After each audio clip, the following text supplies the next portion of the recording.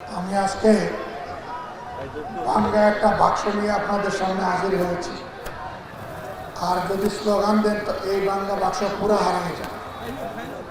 এই জন্য আমার পুরা বক্তব্যের মধ্যে আমার অনুরোধ, কেউ কোনো স্লোগান দিবেন না। আমার অনুরোধটা রাখবেন তো ইনশাআল্লাহ। 2 নম্বর অনুরোধ, এখানে মিডিয়ার কিছু ভাই এবং বন্ধুরা আছেন, তারা তাদের পেশাগত দায়িত্ব পালন করবেন। এর পিছনে যারা বসেছেন তাদের দেখতে একটু অসুবিধা হবে।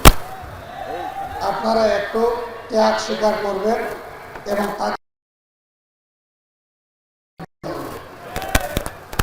আপনারা এটাও রক্ষা করবেন। আলহামদুলিল্লাহ। আপনারা সবাই আছেন কেমন? আলহামদুলিল্লাহ রাব্বিল আলামিন, ওয়াসসালাতু ওয়াসসালামু আলা রাসূলিহিল কারীম ওয়া আলা আলিহি ওয়া সাহবিহি ওয়া আহলি বাইতি আজমাইন।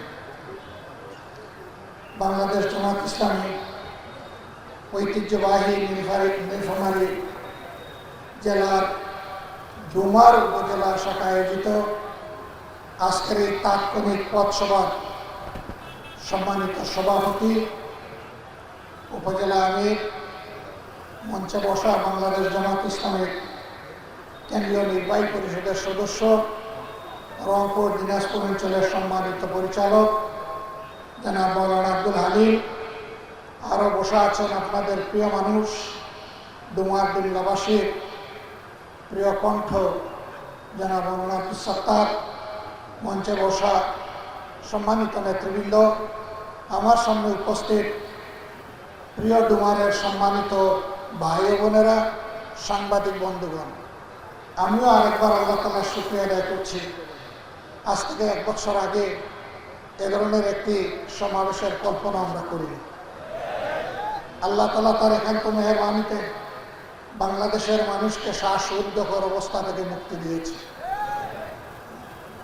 5ই আগস্ট গেল বছর অনেক রক্ত এবং জীবনের বিনিময়ে আমরা এই সাময়িক মুক্তি পেয়েছি।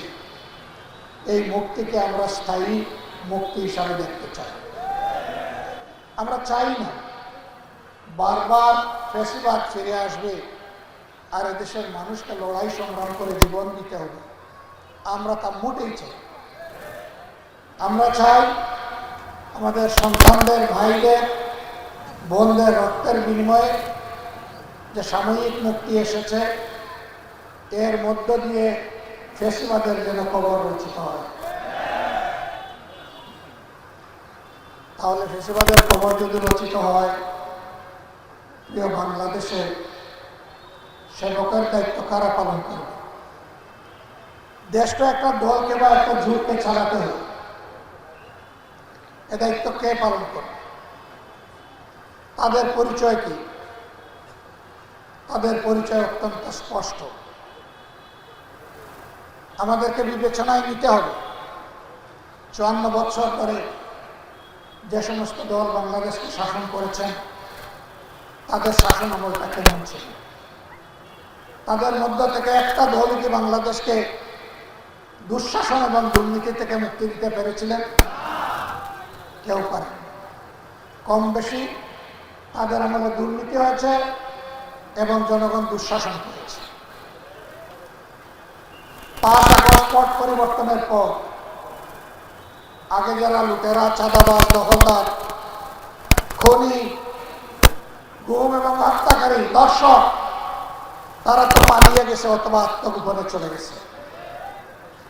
এখন আমরা আছি যারা 15.5 বছর এই স্বৈরাচারের নির্যাতনের শিকার হয়ে অসংখ্য সহকর্মীকে হারিয়েছি, অসংখ্য ভাইকে বোনকে গুম করা হয়েছে, অসংখ্য সহকর্মীকে বারবার দফায় দফায় জেলে যেতে হয়েছে, অনেকে পঙ্গু হয়েছেন, অনেকে আহত হয়েছে। সেই কষ্টের জনগণ নিয়ে আমরা আছি। এই পরিবর্তনের দিনই আমরা আমাদের দলীয় সহকর্মী এবং দেশবাসীর কাছে একটা অনুরোধ জানিয়েছিলাম যে আল্লাহ তাআলার শুকরিয়া, আল্লাহ রাব্বুল আলামিন আমাদের বুকের উপর থেকে পাথর সরিয়ে দিয়েছেন। আসল নাগরিক হিসেবে আমরা দায়িত্বশীলতার পরিচয় দিই। আমরা ধৈর্য ধরি, আমরা শান্ত থাকি এবং আমরা বাংলাদেশকে গঠন করার জন্য নিজেদের সমস্ত শক্তি নিই।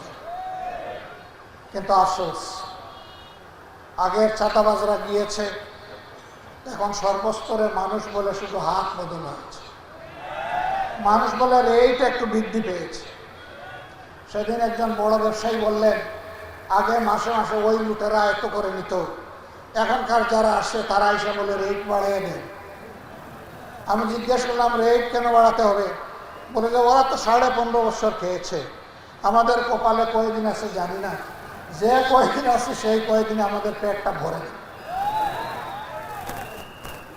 আচ্ছা, এটা একটা কথা হলো? এতগুলা মানুষ জীবন দিল, এতগুলা মানুষ পঙ্গু হলো, তোমারই তো সহকর্মী, তোমারই একজন ভাই এখন আর দুনিয়ায় নাই, একজন বোন দুনিয়ায় নাই। তাদের মুখের দিকে, তাদের রক্তের দিকে তুমি কি একটু তাকাবা না?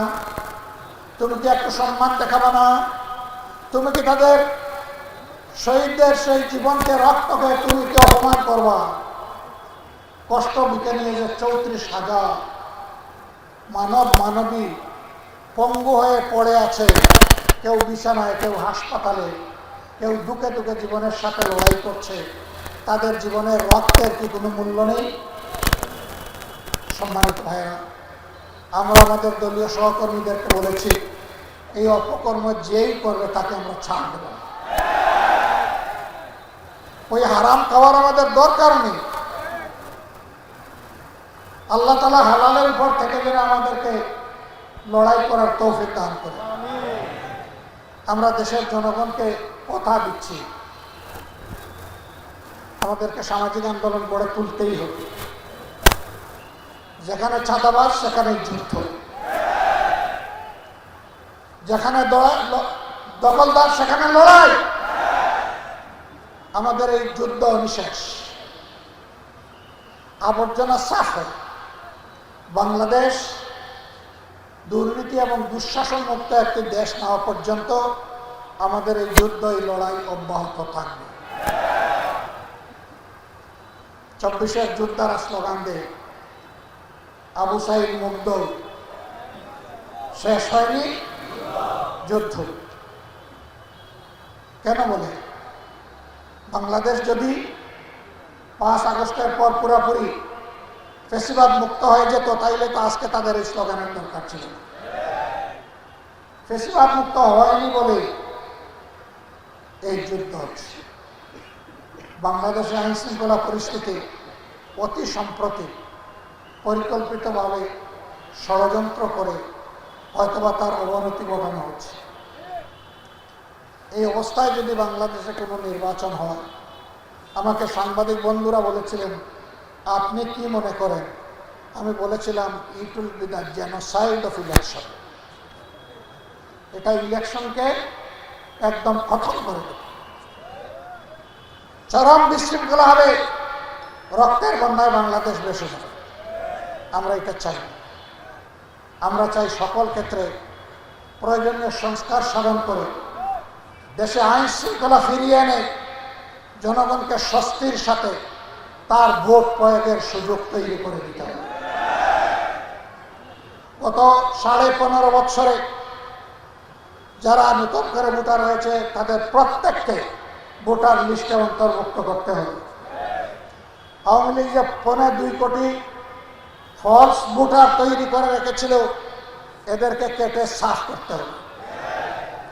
যারা দুনিয়া থেকে বিদায় নিয়েছে, তাদের নাম বাদ দিতে হবে।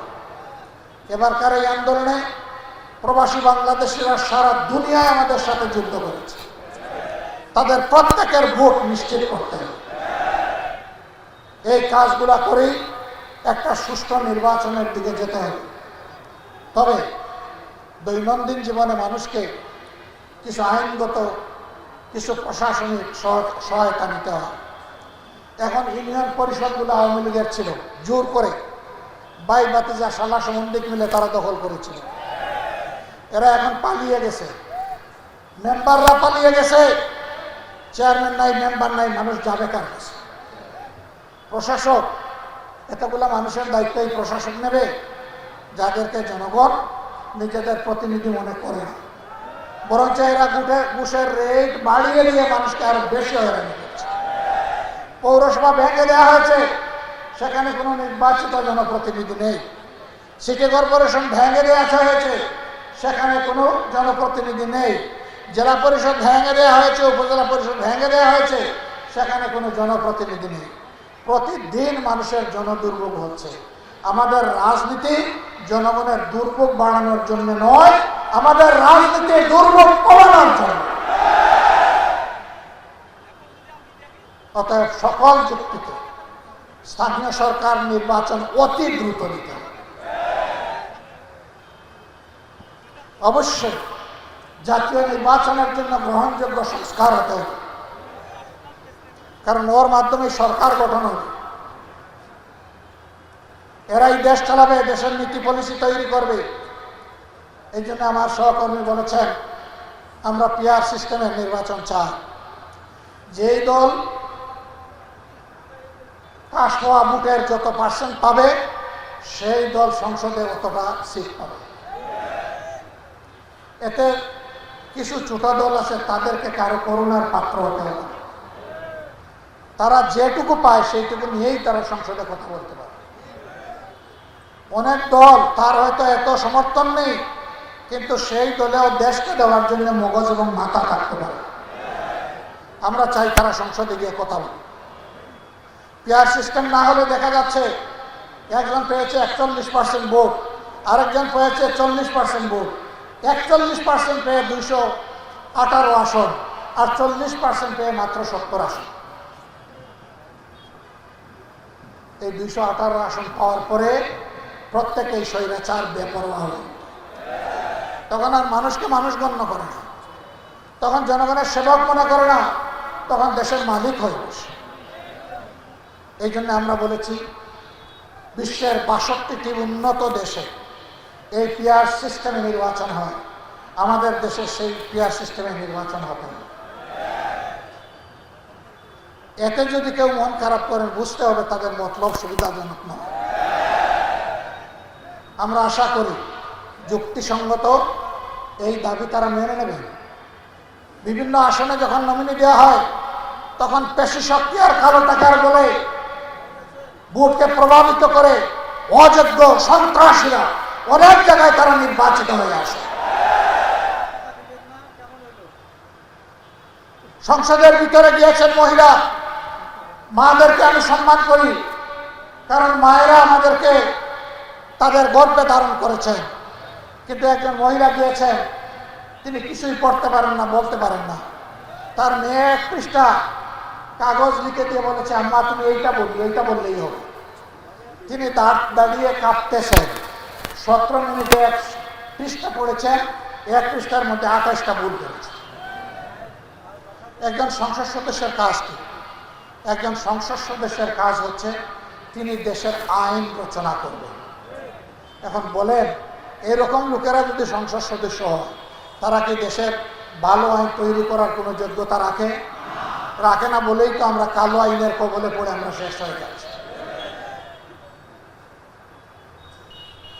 সম্মানিত ভাইরা, এই দেশ আমাদের দেশ, দল ধর্ম নির্বিশেষে সকলের দেশ।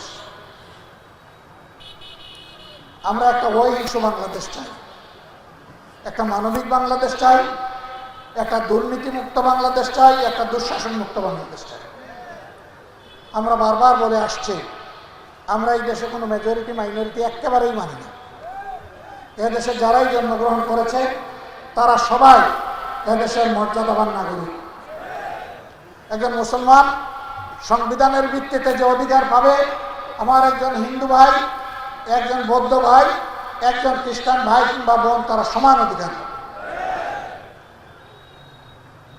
এই মাইনরিটি মেজরিটিতে টুকরা টুকরা, দেশের ওই পক্ষে বিপক্ষে টুকরা টুকরা, এগুলা করে 54 বছর যারা ফ্যাসিবাদকে বাংলাদেশে পাকাপোক্ত করেছিল, ওই ফ্যাসিবাদী কোনো কর্মকাণ্ড আর বাংলাদেশে দেখতে চাই।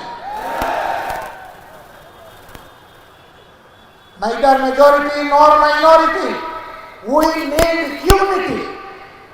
আমাদের ঐক্যের বাংলাদেশ প্রয়োজন। যে জাতি ঐক্যবদ্ধ থাকে সেই জাতির মাথার উপর কেউ কাঁঠাল ভেঙে খাওয়ার সাহস করে না। কেউ প্রভু হয়ে সামনে আসার সাহস করে না। আমরা এমনই একটি সম্মানের বাংলাদেশ, স্বাধীন বাংলাদেশ চাই। এই সমাজের 40% হচ্ছে যুবক, যুবকদের 60% হচ্ছে বেকার। অথচ যুবকের হাতই তো আমার সমাজ গড়ে দিবে। কেন তারা বেকার থাকে? তার অনেকগুলো কারণ। এর মাঝে একটা কারণ হলো সুশিক্ষার পরিবর্তে কুশিক্ষা। এই শিক্ষা মানুষকে মানুষ বানায় না, এই শিক্ষা যোগ্য নাগরিক হিসাবে গড়ে তুলবে। এই জন্য সার্টিফিকেটের বস্তা নিয়ে এক অফিস থেকে আরেক অফিসে দৌড়াতে হয়।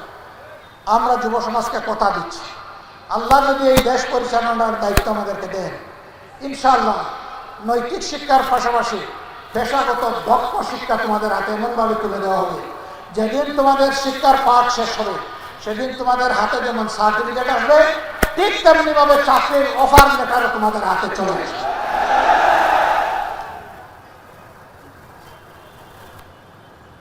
আমরা একটা বেকারের হাত থাকতে দেব না, দেশ গড়ার কারিগরের হাত ইনশাআল্লাহ নেব না। মা বোনদেরকে ভয় দেখানো হয়, কোরআনের শাসন হলে গেছে, একেবারেই গেছে, আর ঘর থেকে বের হইতে পারবো না, তালা। আমাদের মা বোনরা আছে না, তারা সমাজে কাজকর্ম করে না, অবদান রাখে না, আমাদের সামাজিকতা তারা রক্ষা করে না, তারা সব করে। আমরা কি তাদেরকে তালা দিয়ে রেখেছি? না, এটা ভয় দেখিয়ে দিন থেকে, ইসলাম থেকে, আল্লাহর নিয়ামত থেকে মানুষকে সরিয়ে রাখার এটি হচ্ছে নিকৃষ্ট ষড়যন্ত্র। আমরা কথা দিচ্ছি, কোরআনের শাসন হলে মারা সমাজের উন্নয়নে ইনশাআল্লাহ অবদান রাখবেন। বাড়তি দুটি জিনিস তারা পাবেন, একটি মর্যাদা আর একটি নিরাপত্তা। এখন না আছে তাদের সামাজিক মর্যাদা, আর না আছে নিরাপত্তা। আমরা ইনশাআল্লাহ তা নিশ্চিত করব। সম্মানিত বন্ধুগণ, গলার হালত ভালো না, তারা আগেই টের পেয়ে গেছে। সুতরাং এই পাটা এক তারার বাসায় লাভ নাই, আপনাদেরকে কষ্ট দিয়ে বিরক্ত করে লাভ নাই। ইনশাআল্লাহ আমরা আপনাদেরকে কথা দিচ্ছি, দুর্নীতি এবং দুঃশাসন মুক্ত বাংলাদেশ গড়তে গিয়ে জীবন যাবে ইনশাআল্লাহ। কিন্তু এটা থেকে পিছাবেন না। কেউ মেহরবানি করে আমাদেরকে ভয় দেখাবেন না, আমাদের দিকে চোখ রাঙাবেন না। আপনারা ভয় দেখায় কোনো লাভ নাই। যে দলের নেতারা হাসতে হাসতে ফাঁসির পাটাতনের উপর দাঁড়াতে পারে, তাদেরকে ভয় দেখায় কোনো লাভ। যে দলের নেতারা কখনো কোথাও কারো কাছে মাথা নত করেনি আল্লাহ ছাড়া, তাদেরকে ভয় দেখায় কোনো লাভ নেই। আমরা মাথা নত করবো শুধু আল্লাহ তাআলার কাছে, আর কারো কাছে। ইনশাআল্লাহ আমরা শুধু এই দলের লোকদের নয়, 18 কোটি মানুষের মাথা সোজা করে দাঁড়াবার একটা স্বপ্নের বাংলাদেশ করতে চাই। সেই বাংলাদেশ গড়ায় আপনাদেরকে আমরা একটু ভালোবাসা আপনাদের কাছ থেকে চাই। একটু ভালোবাসা আপনারা দিবেন? ধন্যবাদ আপনাদেরকে। আপনাদের সাহায্য চাইব, সমর্থন চাইব, দোয়া চাইব, সাথে চাইব, পাশে চাইব। আমাদের লড়াই আপনাদের জন্য, নিজের জন্য, 18 কোটি মানুষের জন্য, দুনিয়ায় কপাল কিসমত বাড়ানোর জন্য নয়। তার প্রমাণ হচ্ছে 5 তারিখের পরে বেপরোয়া হয়ে আমাদের কর্মীরা সমাজে কোনো বিশৃঙ্খলা সৃষ্টি করেননি। অথচ সবচাইতে মজলুম, বড় মজলুম দল হচ্ছে বাংলাদেশ জামাত ইসলামী।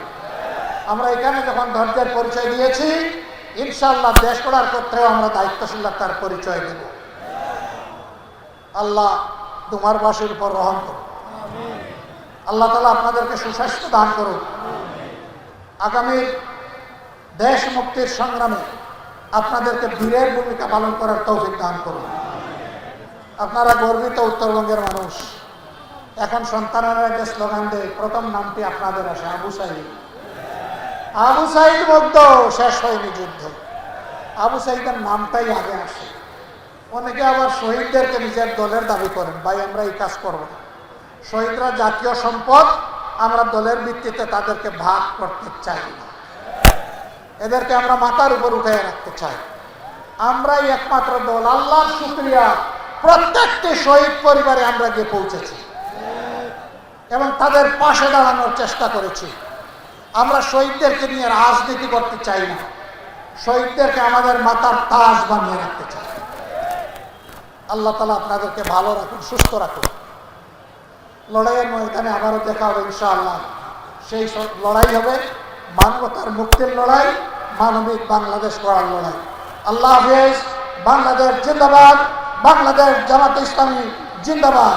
আসসালামু আলাইকুম ওয়া রাহমাতুল্লাহ।